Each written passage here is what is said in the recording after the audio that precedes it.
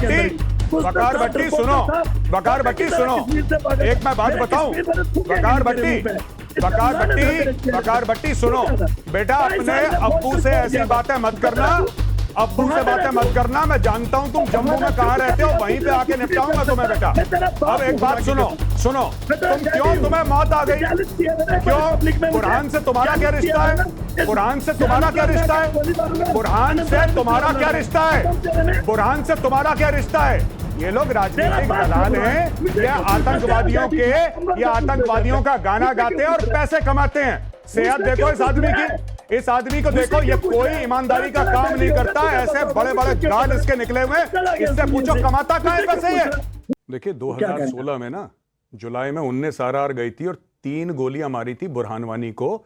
आज की तारीख में बुरहान को कोई पूछता नहीं है। कुत्ते की मौत मारा गया था बुरहान वानी। सुनो मेरी बात, कुत्ते की मौत मारा गया था बुरहान वानी, उसको घसीट के मारा था। और जितना बड़ा हीरो बन रहा था ना बुरहान वानी, बुरहान की सारी हवा निकल गई। और बुरहान के जो आका बैठे हैं पाकिस्तान में, आज की तारीख में वो आका भी भूल गए बुरहान वानी को। पहले साल जब वो मरा था 2017 में, उसकी पहली बरसी में डाक के टिकट निकाले, बड़ा प्रोटेस्ट मार्च निकाला, अभी निपटा दिया बुरहान को। बुरहान को लोग भूल गए। अब मैं एक और बात बताता हूं, बिल्कुल जो वादे करे हैं कश्मीरी लोगों के साथ, मेरी बात सुनिए सर, मैं कश्मीरी लोगों पे आ रहा हूं, कश्मीरी आवाम पे आ रहा हूं। जो सरकार ने वादे करे हैं कश्मीरी आवाम के साथ, वो वादे पूरे होने चाहिए और वादे पूरे होके रहेंगे। हम लोग उसके लिए बैठे हैं यहाँ पे। आपने बोलने के क्रम में एक बात नहीं सुनी। ये कह रहे हैं, आपने कहा कि बुरहान वानी कुत्ते की मौत मारा गया, तो इनको बड़ा दर्द हो गया। कह रहे हैं मत कहिए कुत्ते की मौत मारा गया, ऑब्जेक्शनेबल शब्द है।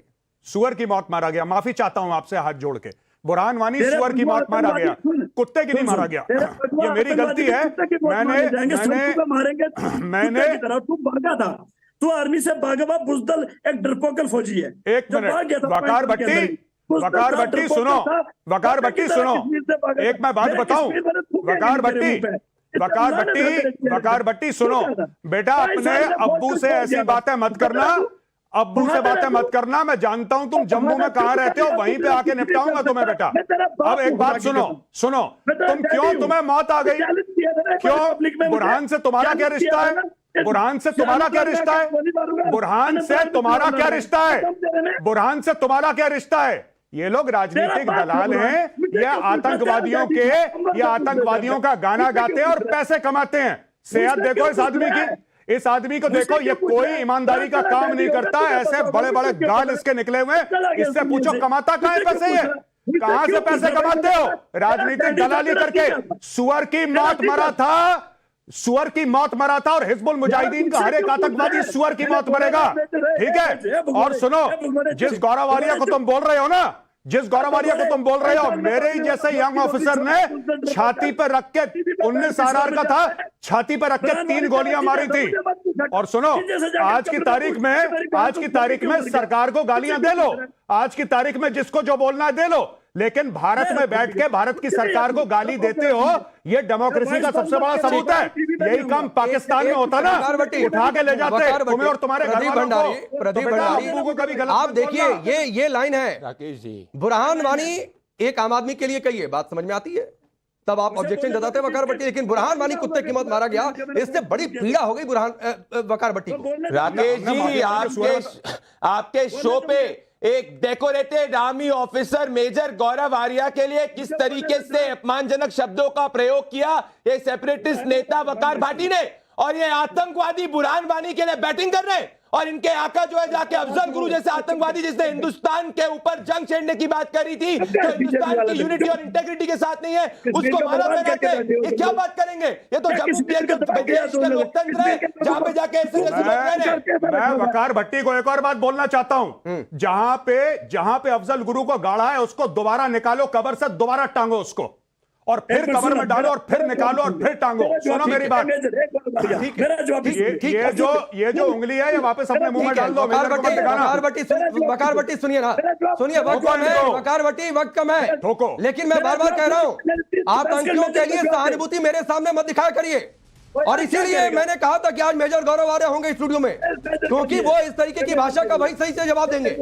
बुरहान वानी मारा गया, कुत्ते की मौत मारा गया, एक आतंकी कुत्ते की मौत मारा जाएगा जो इस देश में हमला करेगा। सेना के जवानों के खिलाफ खड़ा होगा। ये क्या बात करेंगे लोकतंत्र की? पहला रिग्ड इलेक्शन 1987 के अंदर फारूक अब्दुल्ला और राजीव गांधी की देखरेख के अंदर हुआ था, जिसके बाद वैली के अंदर आतंकवाद का जो चरम सीमा पर 90 से पहुंचा था। ये बात करते हैं जम्मू कश्मीर में उमर अब्दुल्ला खुद चुनाव हार गए। मैं बताना चाहता हूं जम्मू कश्मीर का डेटा 2024 के लोकसभा चुनाव में भारतीय जनता पार्टी का वोट शेयर आया था 24.36% और नेशनल कॉन्फ्रेंस का वोट शेयर हमारे से कम आया था। जम्मू कश्मीर की जनता ने हमको चुना है, ना कि इनको उमर अब्दुल्ला को। उमर अब्दुल्ला भी अपना चुनाव आ गए और महबूबा मुफ्ती भी अपना चुनाव आ गए। ठीक है, मैं गौरव कपूर इन दोनों लोगों ने अपनी बात कही और सर आप लोगों ने अपनी सरकार चलाकर क्या किया, एक वो भी डेटा रख देता हूं, फिर वकार भट्टी आपके पास आऊंगा उस पर जवाब के लिए। सुनिए सर, अरे सुनिए, सोहित भाई लगातार नहीं बोलते, प्लीज रुक जाइए। सभी यहां पर लोग समझदार हैं, सब एक दूसरे के बीच में बोल सकते हैं, तो ऐसा नहीं करते हैं। तनवीर सलीम डार 1991 में अपॉइंट किया था मुफ्ती मोहम्मद सईद ने जब सीएम थे, और वो बटालियन में था और वो काम क्या करता था कि बटालियन में रहकर आतंकियों के हथियार जो है वो रिपेयर किया करता था। ये काम आप लोग करते थे। अफाक अहमद डानी जिसे वहां की सरकार ने अपॉइंट किया था, मैनेजर था Baramulla central cooperative bank limited में, ड्रग्स बेचकर और जो पैसा आता था उससे आतंकियों को फंड करता था। इफ्तिखार अंद्राबी प्लांटेशन सुपरवाइजर, लश्कर और हिजबुल के लिए अंडरग्राउंड वर्कर के तौर पर काम करता था। इरशाद अहमद खान, अब्दुल मोमिन पीर, ऐसे कई सारे नाम हैं जिसे आप लोगों ने बैकड्रॉप से सिस्टम में घुसा दिया। और घुसाया क्यों? क्योंकि आपको पता नहीं कौन सा उसका फायदा था। वकार भट्टी, मेरा सवाल आपसे यह है, आप बुरहान वानी को आतंकी नहीं मानेंगे, आप अफजल गुरु को आतंकी नहीं मानेंगे, लेकिन आतंकी कैसे तैयार किए जाएंगे, कैसे सिस्टम में घुसा दिया जाए, उसकी पुरजोर वकालत एक तरीके से इनडायरेक्टली सही करते रहेंगे आप लोग। ये जो उंगली है ये वापस अपने मुंह में डाल दो। वकार भट्टी सुनिए ना, सुनिए, वक्त कम है वकार भट्टी, वक्त कम है, लेकिन मैं बार बार कह रहा हूं आतंकियों के लिए सहानुभूति मेरे सामने मत दिखाया करिए। जैसे आपने आज दिन तक हिंदुस्तान ने नाथूराम गोडसे को आतंकवादी नहीं माना, जैसे आपने 1984 के सिखों के कातलों को आतंकवादी नहीं माना, जैसे 2002 के गुजरात के दंगा करने वाले हजारों मुसलमानों को शहीद करने वालों को आतंकवादी नहीं माना, जैसे आपने सैकड़ों हजारों मुसलमानों को जिनोसाइड करने वाले गाय के नाम पे, लव जहाद के नाम पे, जो गाय के नाम पे बगवादारी है, उनको आतंकवादी नहीं मानते, तो पहले खुद को देखिए। वकार भट्टी, हमने नाथूराम गोडसे को फूलमाला नहीं पहनाई और आपने सरतन से जुदा के जो नारे लगाए, जम्मू कश्मीर में या तो इस्लाम में आ जाओ और या तो फिर कश्मीर घाटी छोड़कर चले जाओ। कश्मीरी पंडितों को, उन लोगों को आपने आतंकवादी मान लिया क्या? देखिए, अगर कश्मीरी पंडितों का इतना ही दर्द है, आप सबको इतना ही प्यार है, इतनी मोहब्बत है, तो 30 साल से खाली डिबेट ही क्यों कर रहे हो? बसा लो ना भाई, 370 खत्म किया आपने। नहीं, मेरे हिस्से का काम है मेजर गौरव आर्या कि मैं डिबेट करूं, सवाल पूछूं, लेकिन वकार भट्टी के हिस्से का काम यह है कि ये अफजल गुरु के साथ जाकर खड़े हो जाएंगे। इनके हिस्से का काम यह है कि बुरहान वानी के साथ जाकर खड़े हो जाएंगे। इनके हिस्से का काम है कि आतंकी को गोली लग जाए तो यहां बैठकर आंसू बहाने लगेंगे।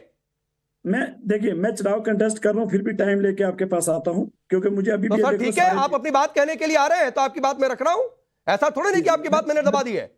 अभी मेजर साहब भी मुस्कुरा रहे हैं, अभी उन्होंने भी कुछ ना कुछ पूछना होगा, तो पहले मुझे बात रखने दीजिए। देखिए, मसला यह है कि जब तक आप लोग हकीकत को नहीं पहचानेंगे, हकीकत यह है कि जम्मू कश्मीर के लोगों के साथ आपने जो प्रॉमिस किए हैं, वादे किए हैं, उन वादों के ऊपर दोबारा आइए। जो एग्रीमेंट हमसे किया है, उस एग्रीमेंट के ऊपर जब तक आप नहीं आएंगे, यहाँ जम्मू कश्मीर में ये सब चलता रहेगा, तो नॉर्मल है। नहीं, ठीक है गौरव आर्या, तो क्या करें? इनकी हकीकत समझने का मतलब यह है कि बुरहान वानी को आतंकी ना करें, इनकी हकीकत समझने का मतलब है कि अफजल गुरु को आतंकी ना कहें, इनकी हकीकत समझने का मतलब है कि जो आतंकी इन्फिल्ट्रेट करके आए, आप जैसे जो जवान वहां पर खड़े फूलमाला पहना दें।